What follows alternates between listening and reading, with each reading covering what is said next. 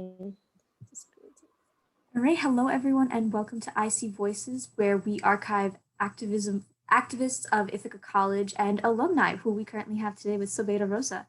My name is Josie. I use she/her pronouns. I'm with the Center for Ideas. I'm here with my co-host Gabby Tola, and we're very excited to be doing this for you. And I'm going to let her take it away. So hi guys, I'm Gabrielle Tola. I use she, her pronouns. And today we have a beautiful alumni. She is last year, she graduated last year and it was studying both journalism and Spanish. She's a Latina, Puerto Rican, and Dominican descent with a passion for social justice advocacy. Starting in the summer of 2020, she's taken her passion for social justice advocacy to the next level by creating a community-based organization in her hometown of Lancaster, Pennsylvania. This organization is focused on empowering people in the community through education, engaging them in social and political issues, and creating tangible change. While in Ithaca College, she was in a podcast that was called The Brown Girl Chronicles.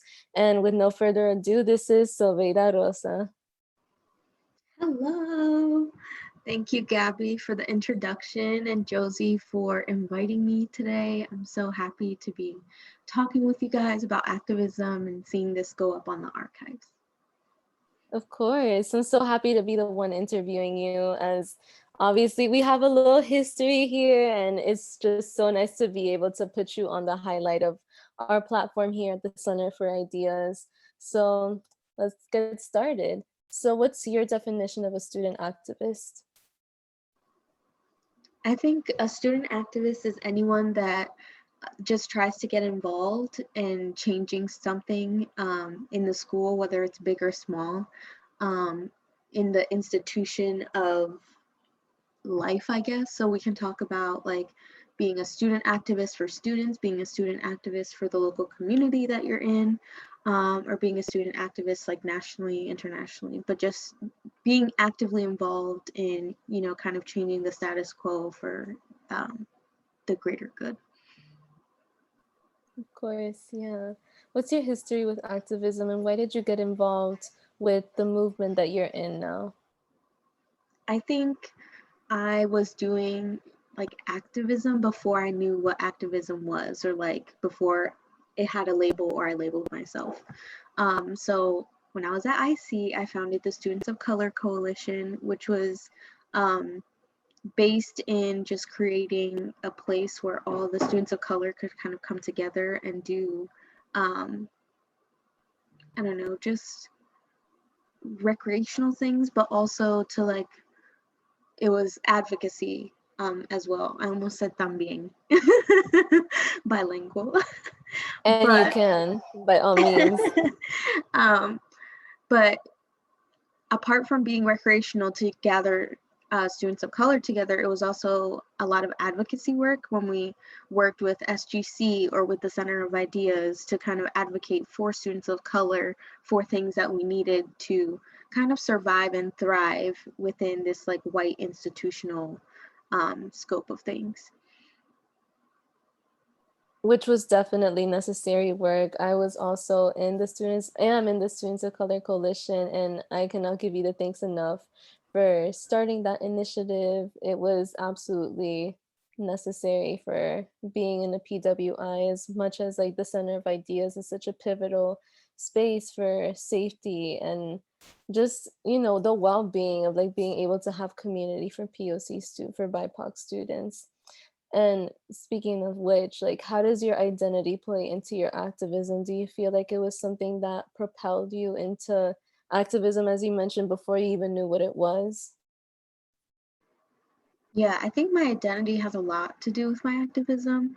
And even coming to IC was the first time that I was like told that I was Black, which was like a whole like culture, like it was a shock to me because for the longest time I only identified as Latina, but as we know, Latinidad and Latina it's like a concept more than it is a race, and it's an ethnicity as well, but it's not, again, it's not a race. So when I came to Ithaca and someone told me I was Black, I was like, what? And then I was like unpacking all the anti-Blackness that I had seen growing up, that I had internalized. And then being a woman, on top of that being bisexual, um, So being a brown person, like all these different things had just culminated in like why I got into activism, because the world isn't meant for us. You mentioned being in a predominantly white institution, a PWI. The institution isn't structured for us to survive and thrive. It's we're constantly encountering microaggressions. We're constantly encountering not enough resources or support for students like us, and we always have to self-advocate. So once I started getting into this work, I was like, I know that this takes a lot of emotional and mental energy, and if I don't do it, no one's gonna do it. But luckily there was like, I found a group of people that also was in this work, so that was a good support system getting into advocacy. But it's all definitely rooted into my identity and what my identity is not. So even going to Ithaca, I learned a lot about the trans community, what it means to be trans, and how much they are being discriminated against or not being accommodated. So I remember having a conversation with one of my really good friends, and they were saying, yeah, I have to walk 2 buildings away to go to the bathroom because there's no gender neutral bathrooms. So even that is rooted in my activism, because that's not part of my identity, but it's still something that I should care about. Absolutely. And I feel like something I always hear with student activists is just how destabilizing it is to be in a PWI as a BIPOC person, as a person of color. Just because, as you had mentioned, like, you know, your whole life you spend like, oh no, I'm Dominican, I'm not Black, or like, I'm Latina, but you don't really think about, it's all about like nationality and ethnicity, and you don't even, you come and you like learn this new language to like further help you navigate the world, and then you realize how bad the institution treats you or like your community treats you. And absolutely, I feel like identity plays so hard into your work specifically. And I'm interested in knowing what projects you're involved in, what your work post grad looks like right now. Yeah, so I actually work for a nonprofit, so I get paid for activism, which is pretty cool. So that's nice, because as we know, activism isn't like a rewarding job, even though you don't go into it for rewards. You go into it because you want the just betterment of everything. But there's like, but wait, can you ask me the question again? The projects you're involved in. Yes. So yes, I work for a nonprofit organization called GASA. They're based in Maryland, and they've also branched out into Virginia and PA. So I am from Lancaster, Pennsylvania. So I'm on the PA team and work with a lot of people there. So that's one thing. We have a lot of what we're doing right now for the first 100 days of Biden is we're doing actions in DC. So I'm in DC every other week, fighting for immigrant rights and immigration reform, citizenship for all. Those are kind of like the core messages that we're focusing on. And then with Lancaster Changemakers, we're focusing on restructuring and how to uplift voices from our community members. So Brian and I are the founders, and we both started this while we were in school. And now that I have a full-time job, I still can't dedicate as much time as I want to the group, but I know how important it is for my community. So those are kind of the 2 projects that I'm involved in. And on the side, I still am trying to independently produce the Brown Girl Chronicles. And that's nice because it's just like a shared space where I talk to my friends mostly, but about topics that intersect in my life. And they're usually around social justice or pop culture, not really pop culture, but they're very like, I don't know, socially deep. Like we deconstruct our identities in most of these episodes. So we talked about microaggressions. We've talked about the importance of names and being first gen. And those are just episodes where I'm just talking with friends. So I want to continue that into my adult life. So be sure to keep watching out on my pages, social pages for that too. Of course, and I'm so excited for it. Who do you hope to reach with your activism? I think I want to reach the people that don't think that they can be activists. I think there's a kind of romanticization of being an activist and what that looks like, and like being in front of all the cameras and being the first or the first one that's like marching. But I don't think that's activism. That is a part of activism, but also it's creating awareness and knowledge around the problem and co-creating a solution with the people that are affected, and that's everybody. So anyone that's affected by that problem can be part of the solution. um, yeah. Yeah, there's definitely a distinction between the performative aspect of it and the authenticity. And I think you bring up a really good point as far as like everyone can be a part of the solution, because activism takes form of many ways, from like creatives to healers and so on and so forth. How would you recommend college students get involved with activism in general? I think it all starts with broadening your knowledge of what you don't know. And I know a lot of people say, like, you don't know what you don't know. So then I would just start by reading. I think that was the most important thing. Freshman year of college, I had what we what it's like generally called like a freshman seminar at Ithaca College. We call it like the IC seminar or whatever. So I think getting involved in that, picking, if you're a college student or even a high school student, picking classes that you wouldn't normally pick. So going into Latinx studies, but you're not Latinx, or the African diaspora studies if you're not African or you don't identify with that diaspora, and intersecting yourself into these different spaces that don't have to directly impact you, or they have to deal with your identity, but it's still good to know about these other communities that exist outside of who you are as a person. That's the first way I would say students can get involved. Also looking into the local communities, organizations at where your school is, again, speaking to college students, because we don't realize that we are taking up space as outsiders in this community that already exists and already has things forming and flowing. So I know at Ithaca, there's like the Southside Community Center, getting involved there. Um, and again, activism takes many forms, and if it's giving back to your community, that's so empowering in and of itself. Thank you for that. Yeah, you mentioned a great point to understand that we are occupying the land, and us specifically in Ithaca College being on the Haudenosaunee land, with having the Cayuga Share Farm and so on and so forth. Like, there's definitely ways to not. I feel like one of the biggest problems with students and specifically freshmen in Ithaca is the fact that being up on the hill makes you feel so detached from the rest of the town, and it makes it easy to ignore. But there are lots of, I didn't find out about Southside until my sophomore year, and such a regret, because spring of my sophomore year is when everything went to shit with the pandemic. But I do feel that there are lots of ways of getting involved, especially like as you mentioned, like broadening your horizons and looking into classes, especially in the CSE area, I find is a lifesaver. And so kind of touching on like the areas that aren't ours, but that we can help to become better activists.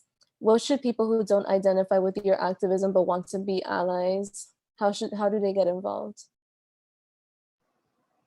I think always asking questions and approaching, and simply just saying, like, how do I help? How do I get involved? Because I think a lot of the time what allies do is they go to a person that they're not involved in that community and that doesn't impact them, and they take up space where they're not supposed to take up space.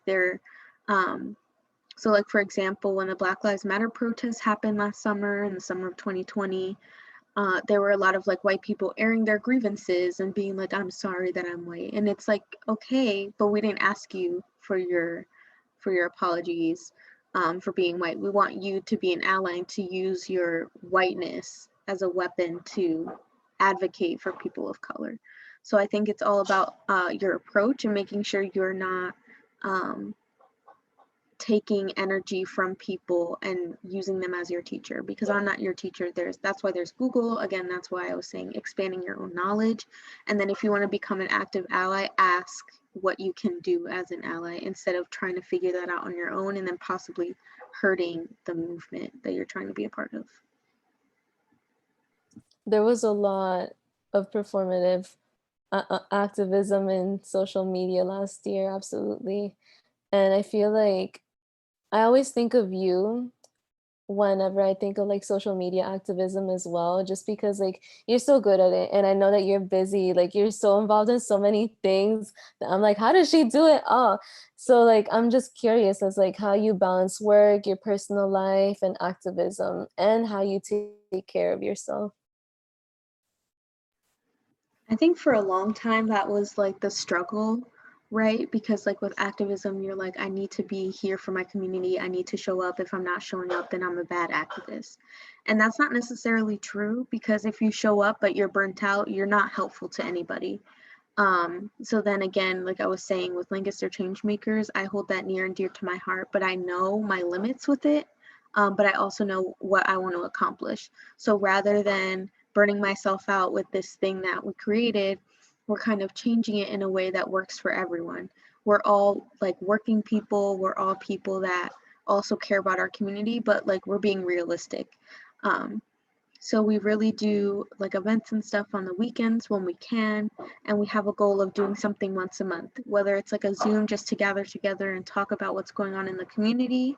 For Black History Month, we looked at like the capacity that we had, and we were like, we're gonna highlight one Black-owned business in Lancaster every Friday, like Feature Friday. And that's all the capacity we have for Black History Month, because it's going to be emotionally, mentally draining to try to put materials together on Black history and try to, again, teach people. But if we can uplift these Black-owned businesses and maybe send them business, then why don't we do that? And that's something that we have capacity for.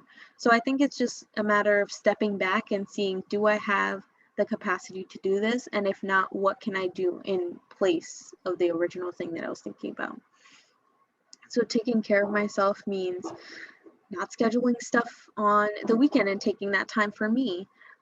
If something is scheduled for the weekend, making sure that I'm setting boundaries and being like, this is an hour that I'm setting aside for this thing, and that it's not going to go over because I don't have time for it. And just like, again, yeah, setting up boundaries is one of the hardest things too, right?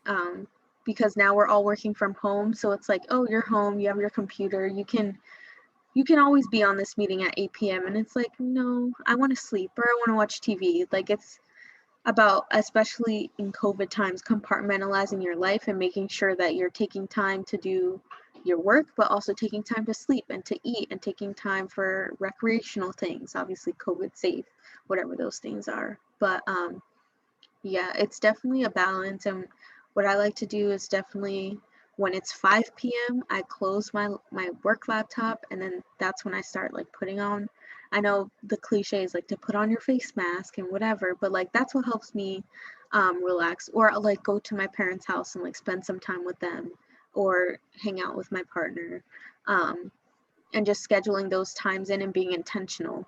And that's another thing, being intentional with your time, because it's so easy to get wrapped up in like this, like opening your laptop, going to classes, closing it, going to sleep, opening it, and like getting into that routine.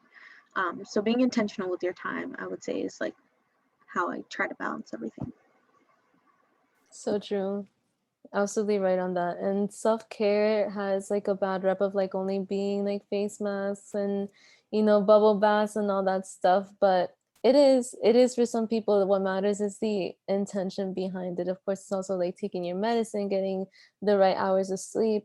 But sometimes like focusing back into the body, what in a world where like in a reality where we're so on the computer and on devices all the time, is necessary. And so I'm glad you bring that up.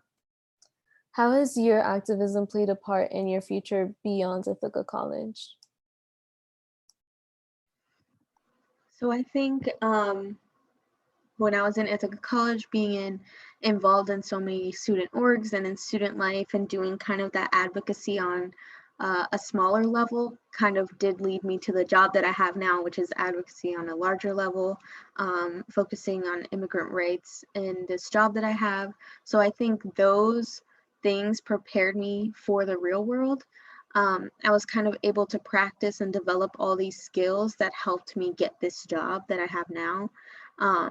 Because thank you for the compliment earlier about how you said like social media activism is like what I do, but like getting in touch with the media and like being on top of all these things and staying connected helped me to be connected when like I interviewed for this job. And I was like, yes, like I remember one of the questions in my interview was like, can we talk about white supremacy and like what it has to do with just like your life in general. And then I just went off. I was like, white supremacy is like the foundation of like how this country is built, and that's why I can't succeed as a person, because I have to work like 3 times harder because of XYZ obstacle that's in my way. And then everyone in the like Zoom room was like, oh yeah, like they were basically snapping and stuff. And I was like, see, I know what I'm talking about. But it's not just like me making things up. It's like things that my lived experiences, but also that knowledge that I got from my classes, my peers, me listening, and doing all that active research. So I think being a student, you have access to all this information, even people like professors, like one of my favorites, Enrique, like always talking to him, going to him for resources and engaging him in conversations. I learned so many more things about my own culture, but also how that connects to like the broader picture of who I am and the world and living, blah, blah, blah. Big philosophy stuff. But yeah, as a student, I would say take advantage of all the things that you have near you, because they can really, like if you develop and hone those skills, they can really help you for the future and for post-grad and beyond. Thank you, Sobeida. What do you hope your legacy that you leave behind as an activist will be? I hope it's that I was a fighter, that I was always energized and wanting to teach people and have people to come together. I think at IC, I definitely tried to do a lot of things, do a lot of events, or just try to get people together all the time. I think I made myself known, not in like a cocky way, but I was just like, I was always involved. I was always like popping up places. So I hope that people just know that I was like always trying with the best intentions to do the best that I could for the Ithaca College for community, but also specifically the BIPOC community at IC. And then larger in my hometown, I hope that people just see that like us sharing the knowledge and having these like open conversations can do so well for us in the future, and that we can actually change legislation, and advocating for ourselves can create changes that will last for years to come. But it takes work. So it's not just like saying pretty words and acting like I know everything, because I don't. But it's like all of us together, again, like being part of, we're all part of the solution. That's how we're gonna make change, and that's how we're gonna move forward. Absolutely. That's really beautiful. I think that's really beautiful. What would you say your call to action is for Ithaca College students? I think right now, February 26, 2021, my call to action for Ithaca College students is to be actively and highly involved in the Open the Books movement that has started. I think if we're talking about activism and what that looks like, what that means, Open the Books is very, very, very important. I've been seeing it as an alum, and I'm like overjoyed and happy to see that students are kind of fed up with the institution and kind of the hierarchical like system. And if people don't know what Open the Books are, it's basically a call to action to the administration to be transparent with the students of what's happening during these COVID times and what that looks like for students and how it's going to affect them. Because it's not fair to students to be paying, what is it, 60, 70K a year and not be able to know if their education is going to be worth it in the end, or what's going on. So I think my call to action is for students to get actively involved and do whatever they can to advocate for themselves, because this affects everyone. So Thank you. Thank you for bringing that up, actually. Are there any final words that you want to say? Any feelings about your experience while you were in Ithaca? Any post-grad advice that you want to give to students in the meanwhile? I want to thank you and Josie again for this opportunity. Thank you to Gabby, my wonderful interviewer. Um, Also, for any BIPOC students, first-gen students, post-grad is not going to be easy, but just know that all the work that you went through and all the suffering, the pain and suffering the past 4 years is worth it. And you will make it. Like, now I have a job, I have my own apartment, I have a car. I didn't have one before, I didn't even drive before, but you can do it with the On the road. determination. On the road, watch out. But no, it's really important to keep your head up, because being the first in your family to go to college, to get that degree, like mine came in the mail and I almost cried, like it was very emotional.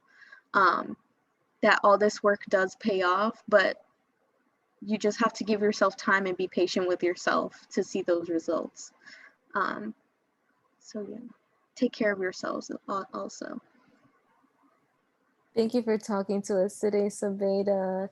Thank you so much. This was a beautiful experience, and I'm so glad to be able to highlight you as a friend and as a student still in my undergrad. Sometimes you mentioned the whole first gen thing and I forget that like we are the first in the family to get a degree, and I'm like, whoa, that's crazy.